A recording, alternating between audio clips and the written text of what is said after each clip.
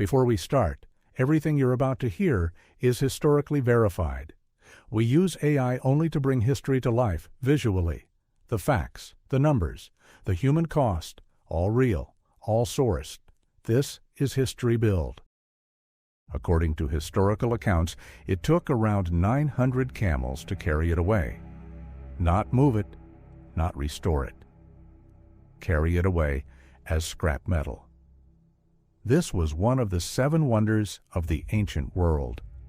It stood 33 meters tall, roughly the same height as the Statue of Liberty from feet to crown. It took 12 years to build. It cost 300 talents of silver, and it stood for 54 years. Then an earthquake knocked it down, and for the next 880 years, it just lay there, at the harbor, in pieces, while tourists came from across the known world specifically to look at the ruins. And then someone sold it for scrap. That's the story of the Colossus of Rhodes, one of the most expensive things ever built in the ancient world, one of the shortest-lived wonders in history, and one of the strangest endings any great monument has ever had. Stick around. We're going to add up exactly what this cost, and then tell you why nobody ever rebuilt it. To understand where the money came from, you need to understand what happened just before. A general named Demetrius, known as the Besieger of Cities, arrived at Rhodes with an army of 40,000 men. That was larger than the entire population of the island. He brought with him a siege tower called the Helepolis, 9 stories tall, 45 meters wide, 160 tons of moving iron and wood, the largest siege engine ever built at that point in history. Rhodes held. For a full year, the city resisted. Egypt sent ships. Supplies got through. Demetrius could not break them. After a year, he gave up and left. And here is the part nobody talks about. When Demetrius retreated, he left everything behind. The Helepolis, the siege towers, the catapults, the weapons, all of it, just abandoned on the beach. The Rhodians sold it. All of the abandoned siege equipment went up for sale and brought in 300 talents of silver. That's roughly 9 tons of silver. In modern terms, approximately $88 million, though converting ancient values is never exact. What do you do when a great army tries to destroy your city and then accidentally pays for your greatest monument on the way out? You build something that will outlast them both. The Rhodians commissioned a sculptor named Charis of Lindos. He was a student of Lysippus, the personal sculptor of Alexander the Great. If you wanted the best in the ancient world, you hired someone from that lineage. The project took 12 years. The statue stood approximately 33 meters tall on a 15-meter white marble pedestal at the harbor entrance, together nearly 50 meters from ground to crown. The structure was bronze plates over an iron framework with stone blocks packed inside for stability. It used 500 talents of bronze, roughly 15 tons, and 300 talents of iron. Here is how much bronze that is. The construction of this single statue created a bronze shortage across the entire known world. Ancient sources record that craftsmen everywhere felt the shortage.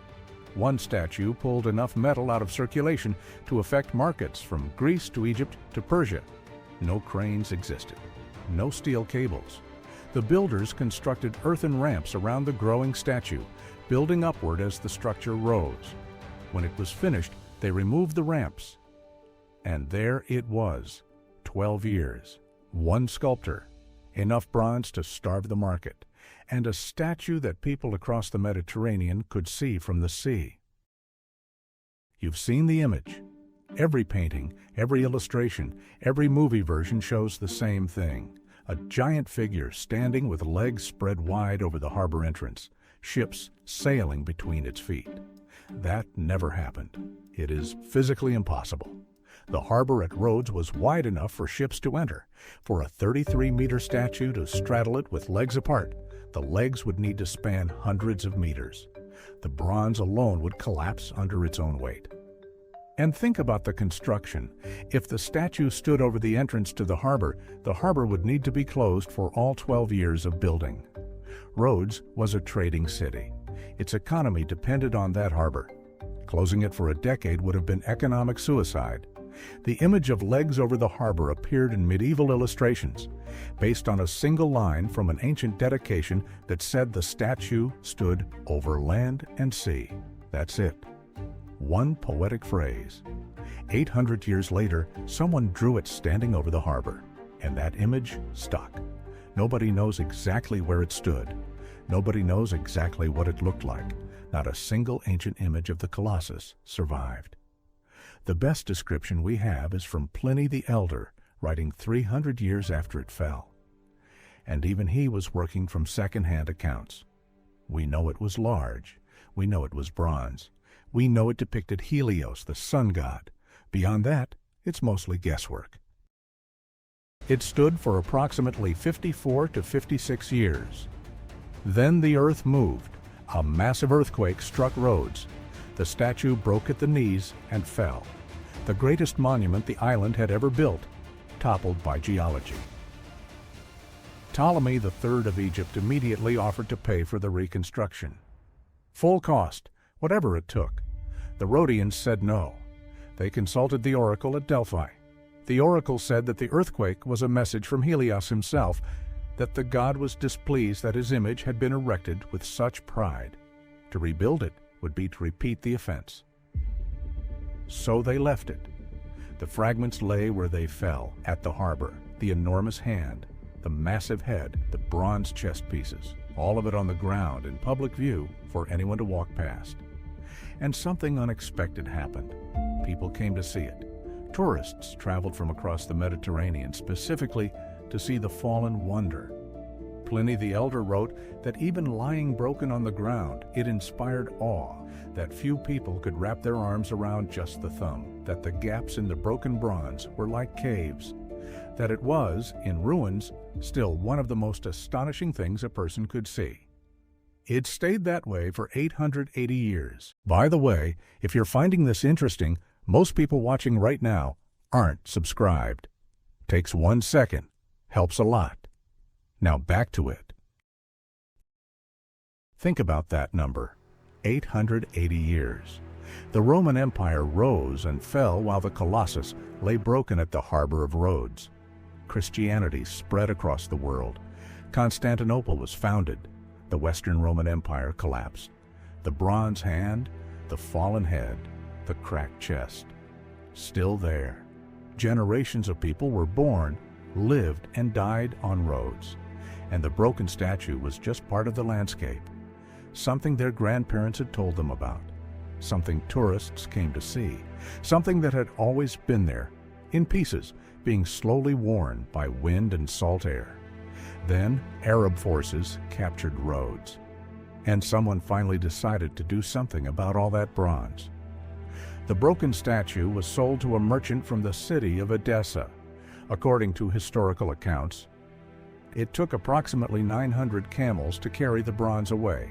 900 camels.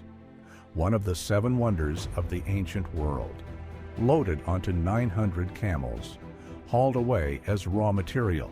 Whatever the exact number, the point stands. There was enough bronze in the ruins of the Colossus to require a very long caravan. And that was the end of it. Here is the count. Cost to build: 300 talents of silver.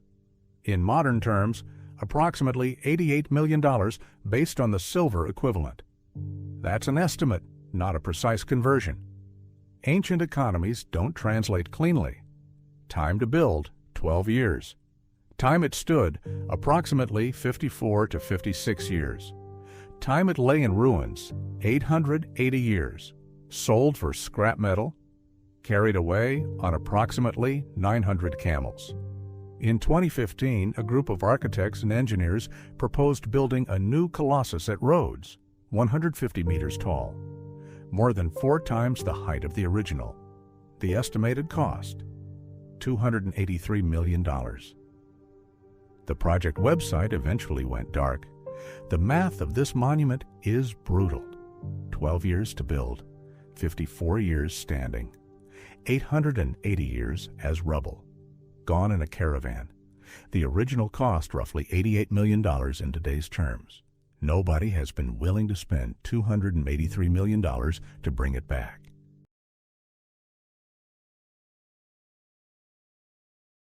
There is a poem called The New Colossus. It was written in 1883 by Emma Lazarus for an auction to raise money for the pedestal of the Statue of Liberty. A bronze plaque of the poem is mounted inside the base of the Statue of Liberty today. The poem begins, "Not like the brazen giant of Greek fame."